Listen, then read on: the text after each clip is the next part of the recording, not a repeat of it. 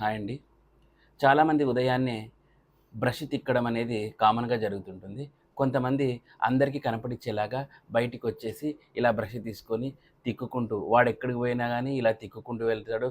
Water పోయినా తిక్కుతాడు, పాల packet పోయినా తిక్కుతాడు. ఎక్కడికి పోయినా ఇలా పెట్టుకుంటూ ఆ ఎంగిలింటిలో వో వో వో అనుకుంటా యాక్షన్ చేసుకుంటూ తిరుగుతూనే ఉంటాడు. వాడు ఈవెన్ కాలేజ్‌కో లేదా వర్క్‌కో పోయేంత వరకు ఆ బ్రష్ వాడి నోట్లోనే ఉంటుంది. ఇదొక పెద్ద సగం దరిద్రం అన్నమాట. కాబట్టి ఇట్లాంటి ఫస్ట్ ఈ దరిద్రమైన అలవాట్లలో ఇది నంబర్ 1 దరిద్రము.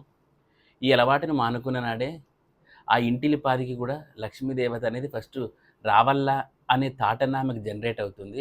వాడిలా ఎంగిలంతా నోట్లో పెట్టుకొని ఇలా బయట విచిత్రంగా వేషాలేసుకుంటే దరిద్ర లక్ష్మి వచ్చి తాండవిస్తుందండి. కాబట్టి ఈ అలవాటు ఎవరికైనా ఉంటే మానేసుకోండి. బ్రష్ చేస్తూ ఇళ్ళల్లో తిరగడము ఇలాంటివన్నీ మానేసేయండి. అప్పుడు ఫస్ట్ మీ దరిద్రం అనేది బయటికి పోయే ఆలోచన చేస్తుంది.